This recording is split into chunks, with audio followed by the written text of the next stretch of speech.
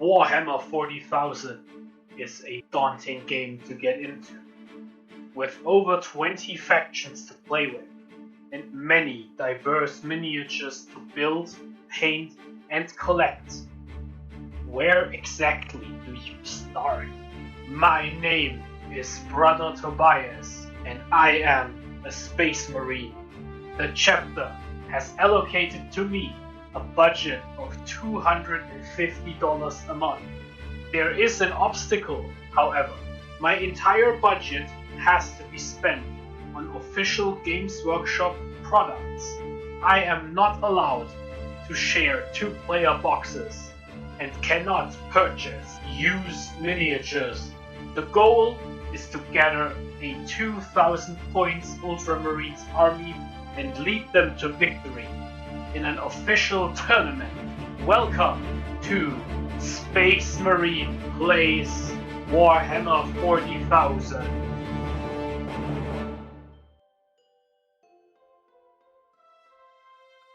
Welcome back! Last week, we embarked on our journey towards an Ultramarine army with our first miniature. Before we get started, I want to address some things. First, I have upgraded the camera quality a little bit, so the image should be a bit clearer than last time. Next is a small layout of the plan going forward. The first short-term goal will be to make our collection playable at a game size of around 500 points. To do this, let us take a look at a patrol detachment. All of our miniatures have to be organized in detachments. In order to fulfill the requirements of a patrol detachment, we will need an HQ and a troops choice. We already took care of the former by including the Primaris Lieutenant into our army. What we need, in other words, is a troop choice. I decided to go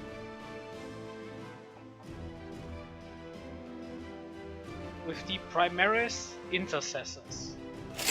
Let us take a look what they are all about. Primaris Intercessors hit on 3 or higher in melee and shooting, which means that roughly 2/3 of their attacks will connect with their targets. Intercessors have strength and toughness 4, which means they will be wounded and will wound most things on 4 or higher. Intercessors are also rather durable at 2 wounds and a 3+ armor save, which means more often than not it requires 2 attacks to take out each intercessor, and most attacks can be ignored on a successful roll of 3 or higher. Intercessors also have access to 3 types of guns with different rolls. The assault bolt rifle has the most shots, but is the weakest. The stalker bolt rifle fires only a single shot, but it is the strongest. The standard bolt rifle, which sits somewhere in between the two, is the generalist option. Intercessors can shoot twice in one turn with the rapid fire strategy. By spending 2 of your command points, 1 unit of intercessors can unleash a bullet hail once per turn. Primaris Intercessors are quite formidable in close combat too. A unit of 10 will have 30 attacks in close combat, plus 1 extra attack due to the squad sergeant. This is a rather respectable backup should they ever find themselves in a brawl. However, intercessors are quite expensive. Quality comes at a cost, and a single intercessor costs 20 points, which means most other factions can afford 2 or even 3 models for the price you pay for a single Space Marine. I chose to assemble the intercessors with auto bolt rifles. Thanks to the rapid fire stratagem, our squad of 10 will be able to unleash 60 shots in a single shooting phase, and If we put the lieutenant nearby, we will be able to reroll any wound rolls of 1 reroll. This will help smooth out some of the variance. We are now almost ready to fight our first game. Next week's purchase should be more than enough to reach the 500 points that we need to finally fight a battle. Last week, we learned how to assemble a miniature. This week, I am going to show how to paint a 4th Company Space Marine up to a battle-ready standard. First, go outside and prime the miniature in Macragge Blue.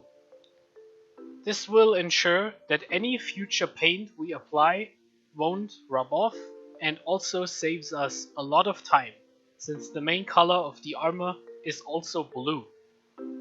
After the base coat has dried, we will dry brush the power armor in Chronos Blue. Use the dry brush and stroke the paint over a paper towel until you can't see it on the hairs anymore.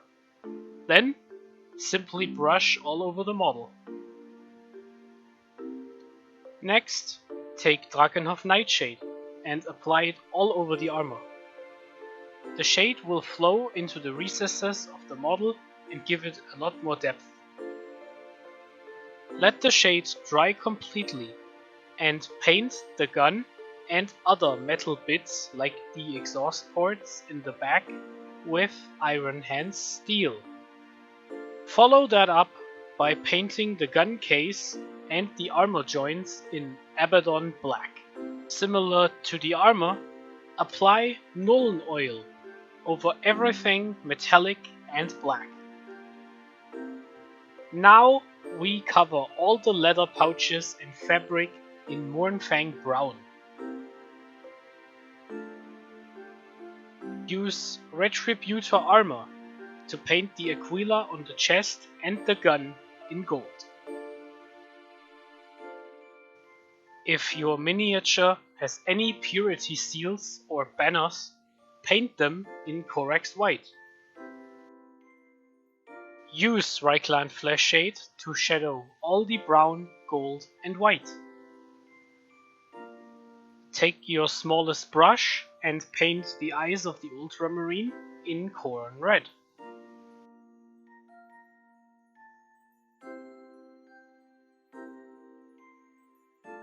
To designate our brother Marine as a member of the 4th Company, apply Castellan Green to the shoulder trims.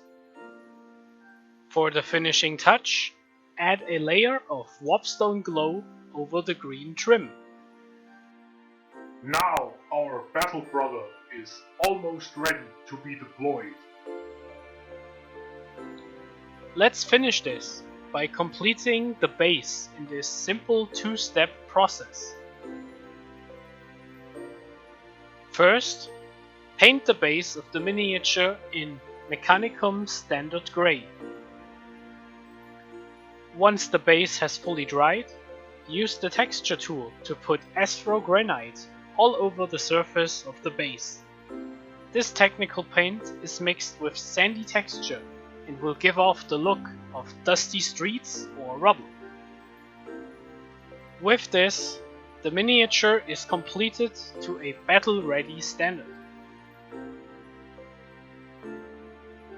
If you feel like it, apply the transfer decals to the model. Adding a few patches of grass to the base also helps to make it look less monotone. Thank you very much for watching. As of this recording, my home planet has extended the virus lockdown to the end of January. That unfortunately means we most likely won't see this small army in battle before February.